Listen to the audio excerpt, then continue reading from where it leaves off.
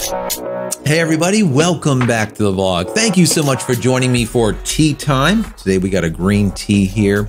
I appreciate you being here chatting, right? So today is going to be a Panasonic day.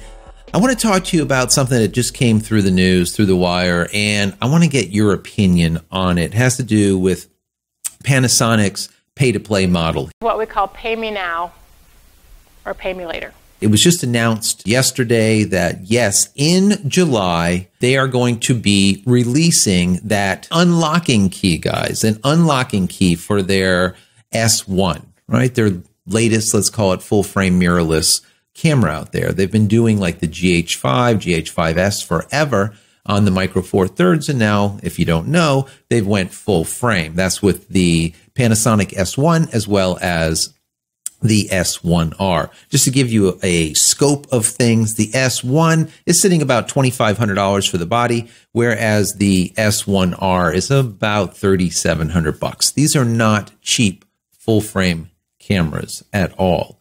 So my question here is, what do you think about this pay-to-play model? Now, let me explain it to you, and then you let me know in the comment area. So what they're doing is the camera itself has built into it some functionality that is really fantastic, but I would imagine they've been working on it in the back end, R&D, right? That research and development, that honing down, that software to get the algorithms just right. And what it is the ability to record 422 10-bit at 24p or 30p internal to the camera, as well as 422 10-bit 60p external to the camera, right, through a recorder. And finally, the ability to use Vlog. That is not Vlog L, which you would see, for example, in the GH5 or the GH5S. We're talking about straight 100% Vlog. Now, Vlog provides you, if you don't know, approximately 2 stops of dynamic range more than what a Vlog L would. So it is a lot. The only way in the past to be able to get true Vlog from Panasonic was to buy like an EVA1 or something. That'll cost you like $6,400, which is a specific video machine, right? A video camera. So it is a big thing. But my question here is to you. What or how do you think that Panasonic's customers, current customers, are going to say about it? How are they going to take it? How are they going to react? Now, if you're already a S1 user, for example, and Panasonic is now going to provide you this functionality, this additional functionality by simply unlocking it in the camera that you already own, that you already purchased for $2,500. How do you feel about that? Is it something that you're really excited about? Or is it something that really has to do with the price? You know, is it $49? Is it $99? Is it $150? How much is this unlocking fee, which is still yet to be determined, let's say, or announced?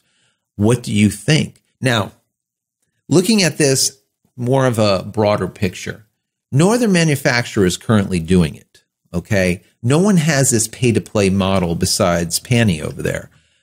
The question is, what do you think about it if your manufacturer started doing that? In the last vlog, I talked about, for example, Canon and Nikon going to release their new IAF, right? We have Canon next month, it's about 2 weeks away. And then we have Nikon going to release their version of it. I believe it's in May. Now, imagine if those releases were pay to play, pay to use, pay to update, pay to get the firmware update, whatever it is. Could you imagine that? Now, I completely understand when a camera manufacturer puts out a firmware update for a fix. There's something wrong and they must fix it. Camera manufacturers need to do that all the time. And I get that, and that's the way it really should be. But if the camera manufacturer is going to add additional functionality into the camera that their customer base has already purchased, okay, I personally don't think that people should pay for it. I really don't. Perfect example is like Fujifilm. We talk about this all the time. They're constantly giving back more. Matter of fact, in the last vlog, it escaped me at the time, but someone brought it to my attention. A perfect example is the Fujifilm X Pro 2, When that came out, it shot 1080p, and within like 4 to 6 months, it was shooting 4K with a simple firmware update. Was there any hardware done? Any kind of changes? Did you have to install? No, there was nothing. It was already built into the camera. It was simply unlocked. And that R&D, that research and development, and that algorithmic changes and the software improvements or whatever needed to be done to be able to record at 4K in comparison to 1080 was done. It was sent out to the customers, and the customers were elated, right? This is how you make your customer base happy, not pissed. And I really do think that this pay-to-play model that Panasonic, this road that they're going down, is really going to get people upset. I think they're going to shoot themselves in the foot. Remember, guys, there is a ton of players, right? This sea of full-frame mirrorless is red, blood red. Why? Because you have so many players that are doing full-frame mirrorless right now, okay? Everyone is. So there's a lot of competition. If you get someone to come into your brand, especially, guys, especially that it is a Gen 1 product, a Gen 1. You're getting people to come into an S1, let's say, for $2,500 or an S1R for $3,700. We're talking a lot of money. They're coming into your Gen 1 product. Why do you want to piss them off? Why do you want to just be cheap about it? Why do you want to do that? It just doesn't make sense. If you need the extra $100, incorporate it in the cost of the original product. Don't go and charge people after the fact $100, let's say, I'm just coming up with a number, to unlock something that's already there because you've been working on it for 6 months to get it right. To get it right, guys, to get it right. You know, like I always said, take a page out of the playbook of Fujifilm. I mean, they just are simply getting it right. That's why they have just fans. They have super fans over there. Once people go to Fujifilm, a lot of times they stay with them. Why? Because they're being taken care of.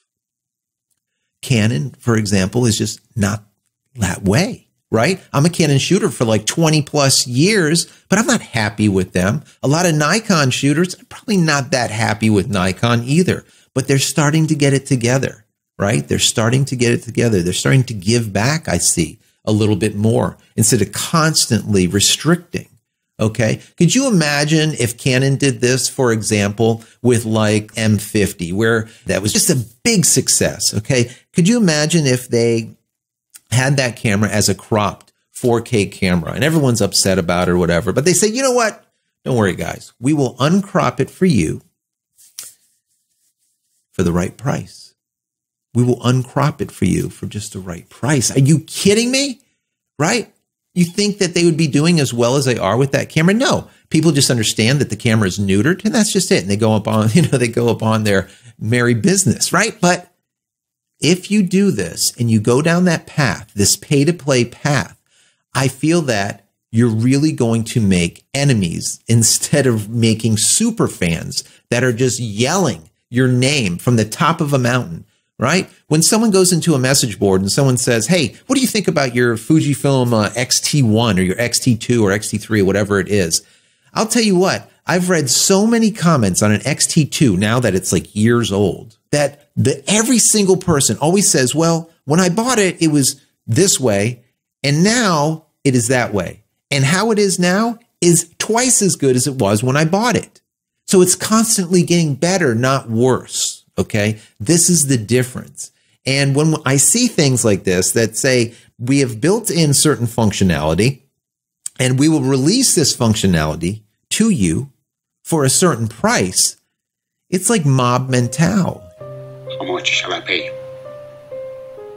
What have I ever done to make you treat me so disrespectful? If you'd come to me in friendship, then the scum that ruined your daughter would be suffering this very day. It just doesn't make sense to me. It really simply doesn't make sense. But maybe it makes sense to you guys. I want to know what you think. If your specific camera company, let's say it's Sony or Canon or Nikon, updated their camera, but not with a fix, but an actual update that gave you something more, all right, but charged you for it, what would you do? Or how would you feel? I have a feeling is probably similar to me. And I think that is exactly how Panasonic's users or current customer base is going to feel also. I think they'll be happy about that added functionality of the 422 as well as straight vlog. They're going to be happy about it, but they're going to be pissed that they're having to pay for it after paying such a dear amount for the camera to begin with. So anyways, guys, that's kind of my rant for today. It's not that happy when it comes to Panasonic right now because it just doesn't make sense to me, but I want to know if it makes sense to you.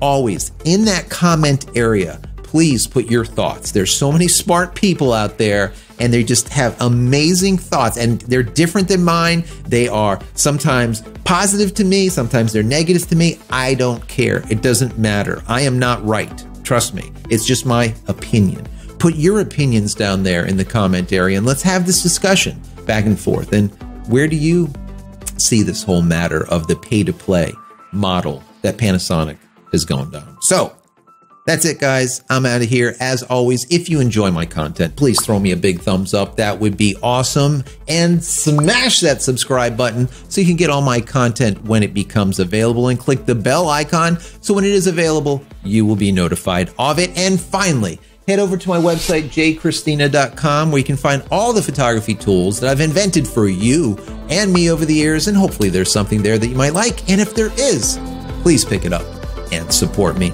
I would really appreciate it. That's it, guys. I'm out of here for yet another vlog. Happy shooting to you and many blessings. Take care.